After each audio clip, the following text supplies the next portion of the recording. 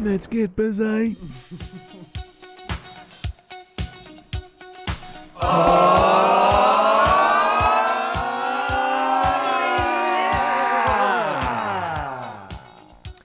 Hey, you know how we were talking last week about how I thought that Quinns, the star of Everything Everywhere All at Once, who won the Best Supporting Actor, he also was Short Round in Indiana Jones and Data in the Goonies, and how I was saying that his speech that people should never should not give up on their dreams was not a great piece of advice for people. Because his dream to become a famous actor and win again and win an Oscar is something he can't control. I said that, and both you guys gave me heaps of pushback on it. I'm not sure if you did, Anastasia, but I feel like you guys like, why? What's wrong with following your dreams? What's wrong with following your dreams? And I said, no, I took the Bryan Cranston, from Breaking Bad and Malcolm in the Middle and such, like great actor. I took his opinion on it, and this is what he says. He says, an actor is supposed to create a compelling and interesting character that serves the text, to present it and then walk away. That's it. Everything else that happens is out of your control. So don't even think about it. Don't focus on it. You're going there to present what you do. You act, and there it is. There's power in that. The decision of who might get a job or how your work is received is so out of your control, it makes no sense to hold on to it. Once I adopted that philosophy, I never looked back, and I've never been happier or busier in my life. He doesn't care about whether he gets the job or how well the movie's received or whether he wins an Oscar. He just understands that the process of doing his job as an actor to his best of his ability is his goal in life, rather than the dreams of rewards and baubles of power and fame. And so I said that about Hugh Quinns' Oscar speech. This headline comes out today. Hugh Quinn is terrified his recent Oscar success is just a one-time thing. How much have I been proven right? Because if you base your self-worth on the reward or the reception, then you have no control over that, do you? You have control about how what a good person you are, how your attitude you have to things, and how hard you work.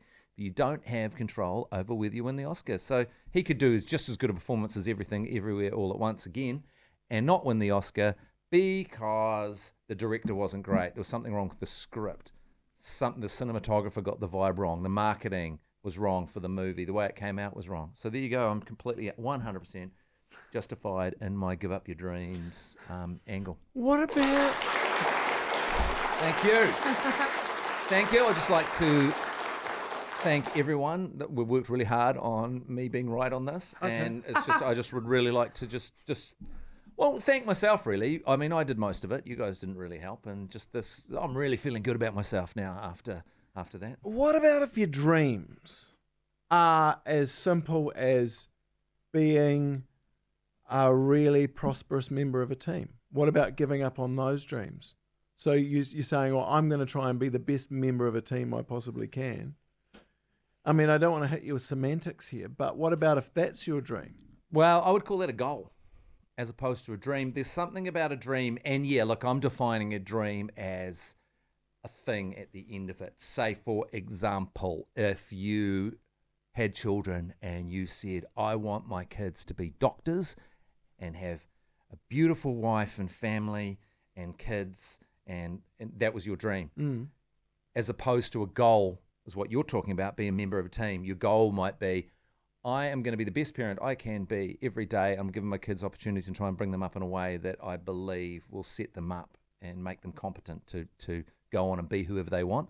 Because if you set the dream up that you want your kid to be a doctor, and I come from a family where it was considered, they wanted me to be a doctor and I wasn't, and that took them a while to deal with that situation. But if you do your best for them on a day-to-day basis, living the process of being a parent, then whatever they turn out to be, you can be happy with. But if you pin your hopes on one particular outcome, then it can go wrong. Is part of the issue then when your goals are too acute? When you're, because I think people will say to kids and things like, what do you want to be when you get older? And if you say a good person, yeah, people go, oh, come on, do a bit better than that. You could do a bit better than that. Okay, well, I'd like to be an ear, nose, and throat surgeon or something, and people go, that's better. Yeah, that's what you. Is it because we are expected to be more specific, and everything has to be more acute to make it more interesting? Because otherwise, vagaries, and what we're talking about here are vagaries in terms of I want to be a good person, or I want to be a good team member, or I want to enhance people's lives in some way or another. If I enhance one or two people's lives, I feel like I've achieved something in my life. Is it just too vague? Well, I take this show we do here, if we were just given a percentage that we had to reach in terms of audience, that makes no sense because you've got no way of going there. What you could do is say, I want to do the best broadcast I possibly can on every given day and enjoy my time with the people I'm there. That would make sense, right? And maybe you will get the dream. So when I rewrote Hugh Quinns' speech for him in the paper today, actually, in the New Zealand Herald. I said, better than his speech, which are dreams are something you have to believe in. And bear in mind that during his speech, he said, I need to thank my wife, Echo, who every day told me to hold on and keep believing in my dream for 20 years, every day for 20 years. So Echo's not a real person, is it? Echo's just his own brain talking back to him. It does sound like he's in an echo chamber. He was literally in an echo chamber at home with coming home for his wife and him complaining that his acting, he wasn't as famous as he was when he was Short Round or Data. And every, yeah. But so I wanted to change his dreams are something you have to believe in into do not base your self-worth on things base your self-worth on things you control, not the attainment of fame and glory. Do your best day to day for your friends, family, workmates, and community. Be a good person, work hard on your craft, gain competence, and you will gain the right to feel quietly proud of yourself no matter what. And that's the real reward. That would have been a better speech than holding an Oscar up to a bunch of people. Many of them are plumbers, builders, people that work real jobs, not airy-fairy acting jobs, and say, follow your dreams. You are 1 equals 1 in your case. N equals 1. You're like, because I said follow my dreams and I want an Oscar, that means that's the right thing to do. But most, 99.99999, like if I said my dream is to win an Oscar and I'm going to work just as hard on it as Hugh Quinn, I wouldn't win it. But maybe I said maybe I could decide I wanted to be an actor and I want to work really hard as an actor. Maybe I'm out of community theatre doing a reenactment of the death of a salesman or something. But if I really wanted to be an actor, I could find some joy in that. So this music to people like me's ears. I remember growing up and a lot of people I know are quite goal-orientated. Yeah. I've never been goal-orientated. I always felt slightly... I don't know. I always felt like maybe there's something wrong with me, perhaps, because I've never felt like I've ever wanted to achieve anything particularly. And I think that could be problematic in its own way. Yes, but because you can swim around in the sea and you don't really know where you're going. I don't think that's true, Jerry, because you're quite a good team member. I feel like you turn up and you want to do the best on any given day for what you happen to be doing. And that's really the point. The idea, say you go into, say this podcast is quite successful. We've got huge amount of listeners, right? But when we started this podcast, if you'd said, I want to have a podcast that is where it is now, like how many of the listeners we've got, tens and tens and tens of thousands of listeners, you wouldn't have got there. But what you did is every day turn up and be open to a good chat. You decided to be a broadcaster day to day. Do you see what I'm saying? That's the very difference I'm talking about. It doesn't matter what your dream is. The dream will make you unhappy until you get there. And even when you get there, you realize, oh, that wasn't the thing that was going to make me happy. But if you enjoy the process of turning up every day and being a broadcaster, then you can have a great life in your profession. And the rewards are actually, ironically, more likely to come. I feel like every day I turned up in the initial stages of that podcast, and I think the thing I said first up was, we're not doing this, are we? Yeah, I was just trying to win my argument with you by complimenting you. What I actually in my soul felt like you have been a drag on my broadcasting career for the last 10 years. You're lazy. Your personal hygiene is subpar. You often turn up in strange yoga pants that hang down like shit catchers near the floor. You have, today you read out a text that you shouldn't have read out because in advance on the FM broadcast, the first half of the text is fine. Then the second half of the text takes a turn. And because you didn't do your prep, You just read out a text that and you may not have even noticed what you read out, but it was career ending. Okay. Well, this is the thing. I don't know. I mean, I remember actually specifically turning up. Let's talk about this podcast. I remember specifically turning up and thinking initially, do we really? I mean, we've just done 3 hours of talking. Do we really have to do another what do you mean? Hour of talking? What do you mean you thought 3 hours? Mash, you can back me up here. He didn't think it. He had said, do we really have to do this? Like you said it before, during. That was all you ever said on the podcast. I feel like I was being dragged into having to do this. And I still feel a bit like that, but less so now. I just sort of switch off and, go on my computer and do a little bit of life admin and pay some bills and things like that. And it's quite a good time also just to have a look over what's going on in the world of Cricinfo and all that sort of stuff. But it's, I understand those people that struggle a little bit to find any kind of goal. But I remember growing up was directed by teachers and career advisors that said, you need to, I remember specifically the career advisor, actually, Mr. Pat Plant at my school, saying, what are your goals? And I said, sorry? And he goes, what are your goals? And I said, I don't have any goals. And he said, you've got to have some goals. Like, what do you want to do? And I said, I've got no idea. I don't know what I'm going to do. I don't know what I want to do. He goes, well, what would satisfy you? And I said, I don't know.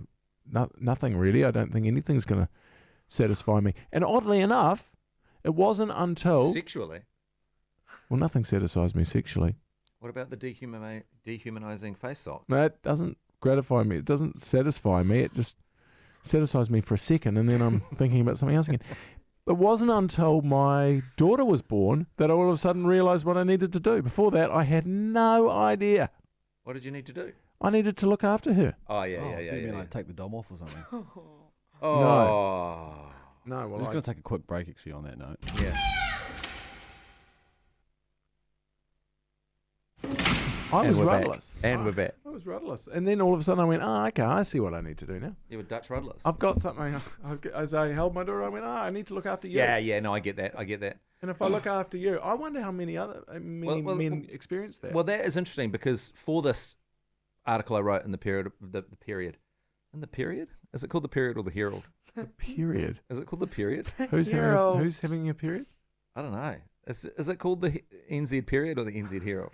Anyway, in this article I was writing for the NZ Herald, I interviewed Joel Little, producer extraordinaire, who's had, huge hits with Lord, Sam Smith, Taylor Swift, and many, many more. And he said, this is what he told me, he said, I've written a lot of songs that could have done better and didn't.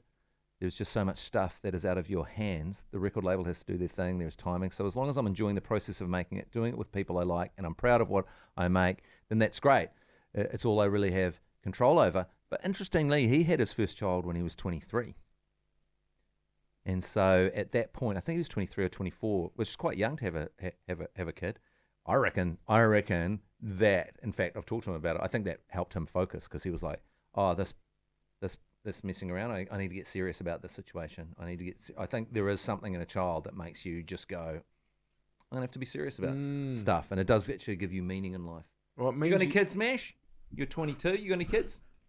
No, I don't have any kids. No, I don't really need any right now either. Just thinking about what you were saying before, Jerry, is I feel very similar to that.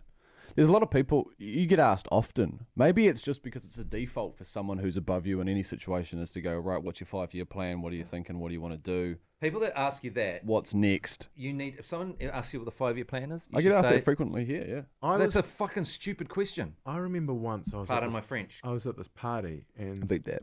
And just let him finish the story. Could you let Mash finish the story? First I interrupt him, then you interrupt him. But can you put a pin in your story, Jerry?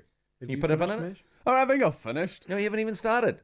I interrupted you, and then can you put a pin in your story? Can you put a pin in you? I'm not putting anything in anything. No, put a pin in yourself. In your story, I wanted to hear what you had to say, but Mash got rudely interrupted by me, and then you just ran roughshod over my interruption of him. I feel like he'd finished saying what he was saying. No, I think I was saying something about the fact that I've got no goals either, and it stresses me out at times. But then when you say that, it makes me feel a little bit better because there's somewhat of the successful thing going But on over to the right. okay, can you put a pin in that, and can you hold that pin? That's I in feel like yours? you've just interrupted me though. So if you could put a pin in, you putting a pin in me. He was just finishing up saying something quite important there, Matt. What about you being successful? I'm going to take that back if you think you that's just quite talked over the important. top of him actually saying that. Sorry, can you put a pin in that, Jerry? And let's go back to Matt's original pins. Can we go back and delete that bit where you complimented Jerry? Yeah, we can delete that bit, but put a pin in that, and I'll go back to that after the podcast and post-production. I think beep all of that. Okay, now Jerry, what were you going to say? We put a pin in you before. You had something to say. Sure, some sort of narcissistic, self-floating thing about whatever you did in life was the perfect way to live your life because it's turned out without ever acknowledging the genetic gifts that you were given. Can't even remember what I was going to say now. I've lost it. Okay, just delete that. Can we beep that last statement of mine just there? What, when you said you lost it? Yeah. Can I say something though that takes the pin out of what Mash was saying and the pin out of what you were saying and brings them together in one thing that brings the focus back onto me? Yeah, please do. Right? That'll be lovely, yeah. The reason why, and I don't want you guys to take this as a compliment, and I hate to say something nice to you guys because I don't like you as people, but...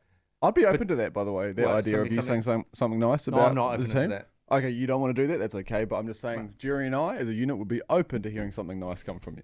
I'm very shut on saying something nice to you guys. I'm very closed up on that. Open yourself up. No. Where's your... Open it. Spread them, baby. Okay, well... Crack open the heart. I'm going to compliment you guys, but I'm going to do it in a way... I want to distance myself from the compliment before I say it by saying I don't rate you guys that much. But potentially, Jerry, the reason why when you walked over the road from the Polytechnic doing some kind of crackpot media course that your mum had forced you to do to get you off smoking so much marijuana, covertly, your mum you thought you made the decision, but I know for a fact that your mum covertly in the background engineered you into this course. One day, you walk over to BFM and offer to do the news for them. And you having no goals made you better than other people because other people were heading over to BFM to read the news and thought this was the rest of their career and really leaned into it and therefore were quite punishing. Same with you, Mash. You not having goals is good because you'll just come and say quite a disgusting wry aside, like sort of out of the side of your mouth into a microphone. The kind of career-ending stuff that someone that had 5-year goals would never say. That actually makes sense because going to broadcasting school down in Christchurch, there's a lot of people that will go there that have wanted to be broadcasters, so to speak, since the age of 3 or 4. Yeah. And like, I don't want to be rude, but they're not really around anymore. They've kind of moved on and things have not really worked out for them. I think you're right about what you're saying is maybe there's a secret to some jobs and that's just being a nice person. Yeah. Not that I am. No, you're not. Jerry definitely isn't. I don't know how that happened. Jeremy strikes me as a strangely cold and calculating individual. Don't even get me started when he starts stroking you with a thumb on the back of the neck. Well, sometimes What about that time he tried to finger you? Yeah, he's over tried there? to finger me many times. Well, we were having that Guinness the other day. That's right. Oh, actually, Jesus Christ. Upstairs is yet to get back down to me on that. Sometimes- I've taken it that day, Charles. I feel like I get a little bit ahead of myself and get a little bit excited about life.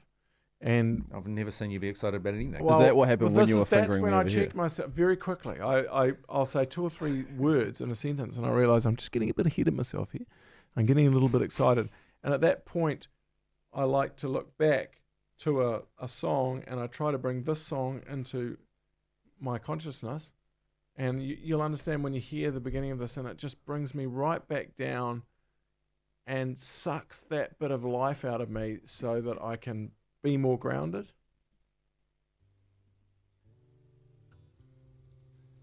Clumsily we go.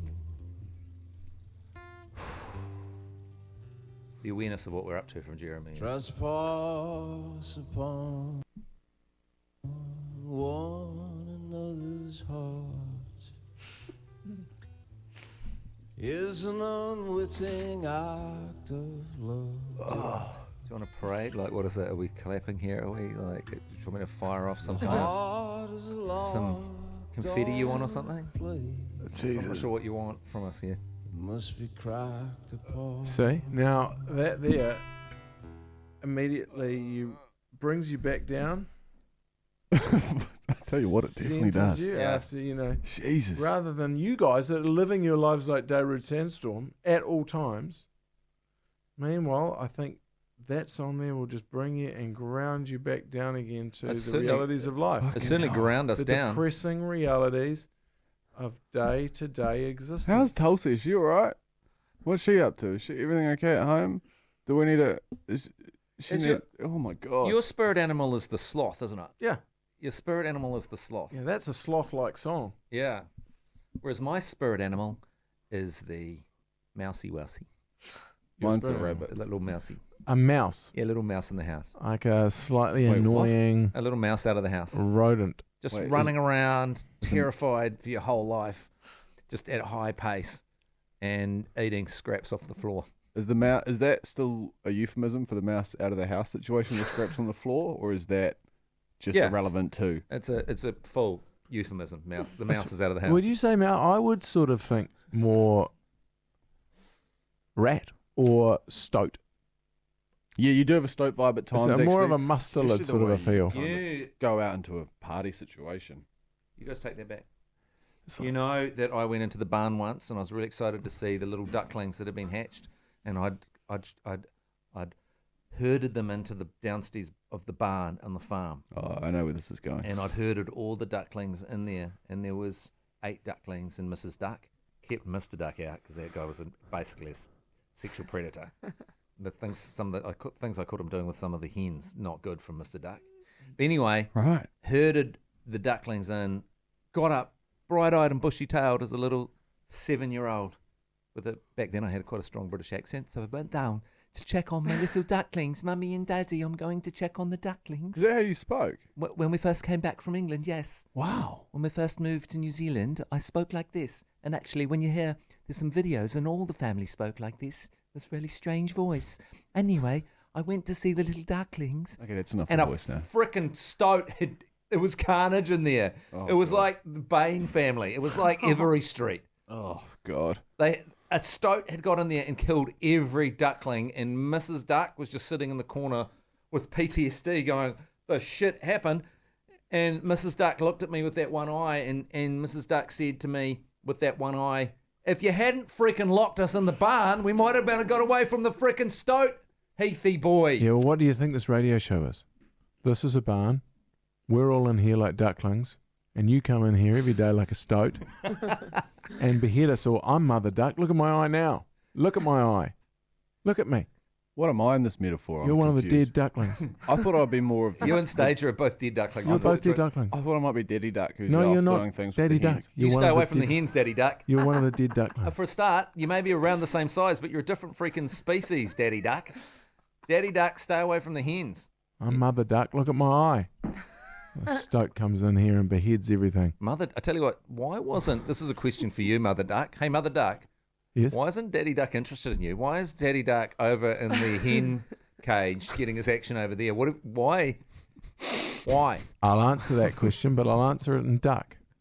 Can you answer it in Duck? Quack, quack. Quack, quack, quack. You're a terrible Wow. quacker. That's disgusting, Mother Duck. That is, let's call it there. I don't need to hear that kind of... Quack, A quack, duck. quack, quack, quack. I didn't understand that. I'm sorry. I might be missing something. Quack, quack. Yeah, Quack. I hear you, Mother Duck Keeper. I A need. tumour. Quack, A tumour? Wait, what? quack, quack, quack. Is that where? Really? Wait, what? Quack. Oh, sounds like Mother Duck's Yeah, interested in the hens as well. Let's go, Jerry. Oh, you interested in the hens as well?